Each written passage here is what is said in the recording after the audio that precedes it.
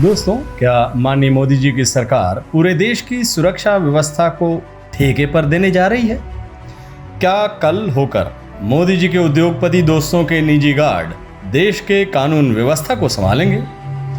ये सवाल मैं क्यों पूछ रहा हूं, इसको समझने के लिए आप देश के माननीय गृह मंत्री अमित शाह जी का ये बयान सुनिए। क्या हम ऐसा कर सकते हैं, एक हाइब्रिड मॉडल खड़ा कर सकते हैं जिसमें इसकी रणनीति तो सीआईएसएफ बनाएगी, परंतु प्राइवेट सुरक्षा एजेंसियां और सीआईएफएस दोनों हाइब्रिड मोड पर सुरक्षा का एक पूरा खाका तैयार करके सुरक्षा प्रदान करेगी और धीरे धीरे उसमें से सीआईएफएस निकलती जाए और प्राइवेट सुरक्षा एजेंसियों को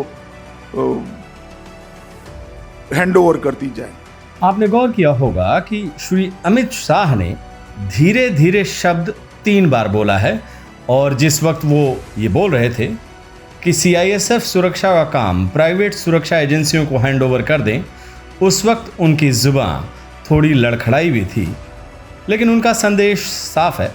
देश के औद्योगिक प्रतिष्ठानों की सुरक्षा का जो काम अब तक सीआईएसएफ कर रही थी, वो काम अब उद्योगपतियों के निजी सुरक्षा गार्ड करेंगे।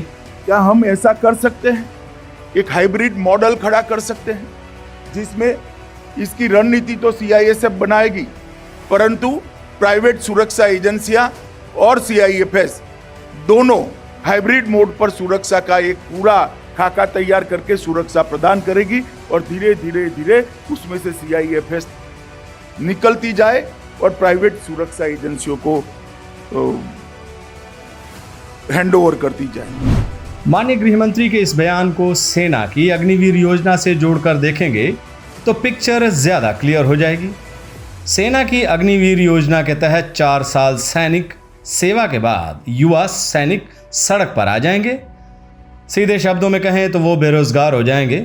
अब उन सैनिकों को उद्योगपति अपने निजी सुरक्षा गार्ड के तौर पर नियुक्त करेंगे और फिर उनसे वही काम लेंगे जो अब तक सीआईएसएफ करती थी। मतलब निजी उद्योगपतियों के सुरक्षा गार्डों की ट्रेनिंग वगैरह का काम सेना करेगी और उसके बाद उन्हें नौकरी के लिए उद्योगपतियों को सौंप देगी। अब यहाँ पर यह सवाल उठता है कि आखिर इस सरकार की मंशा क्या है? केवल 4 साल तक सैन्य सेवा की योजना बनाकर ये देश की सुरक्षा व्यवस्था को पहले ही कमजोर कर चुकी है और अब सीआईएसएफ को बंद करने की बात कर रही है। क्या कल होकर यह सरकार पूरे देश की सुरक्षा व्यवस्था को निजी क्षेत्र को सौंप देगी?